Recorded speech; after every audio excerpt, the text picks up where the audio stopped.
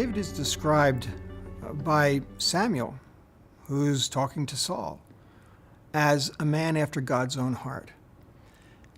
And we've often picked that up as sort of the clearest description of the piety and the faith and the commitment of David to the Lord.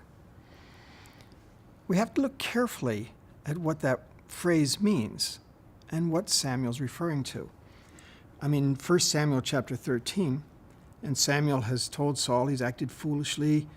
He says, "You have not kept the command the Lord your God gave you. If you had, he would have established your kingdom over Israel for all time. But now your kingdom will not endure. The Lord has sought out a man after his own heart and appointed him leader of his people, because you have not kept the Lord's command."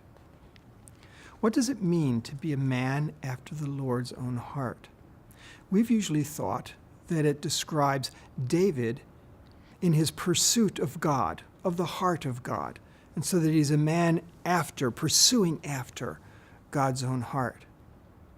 But when we look through the rest of the Old Testament and the way that phrase is used, we find that that's not the case at all. Rather, the phrase typically refers to someone making a choice of their own. In this case, God, following his heart, is making a choice according to his own criteria.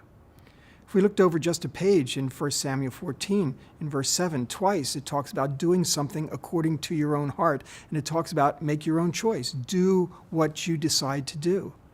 We find parallels also in a place like Jeremiah 3:15. In these passages, God choosing a man after his own heart is equivalent to God choosing by his own criteria. That is, it's talking about what God is doing, not what David is doing. God is choosing a man according to his criteria. Now that's in contrast to Saul. Saul was chosen according to the people's criteria. They had an idea of what they wanted as a king, and they chose by their criteria. But now God has decided on a man using his own criteria. It doesn't tell us what those criteria are. It only says that God is exercising that choice.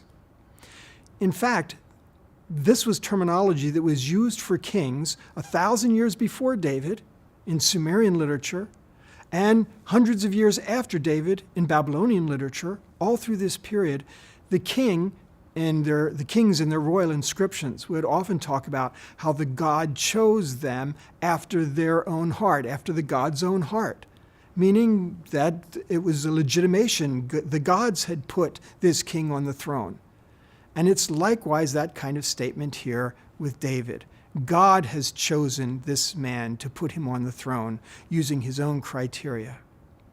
Now, we get a little hint of what those criteria might be when we get to the story of David and Goliath, because there we find that what quality David has is that he trusts God for the victory.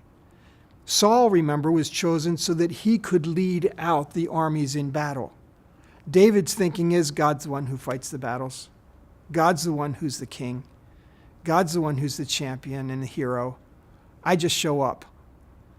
That's what God wanted to see in a king. David may have had other good qualities. We could enumerate them. David also had his challenges and his struggles and his sins. To identify David as a man after God's own heart means that God has chosen him to be king, the kind of king that he wants for Israel. Saul was the kind of king Israel wanted, and they got what they deserved. God does that sometimes. But now God has chosen.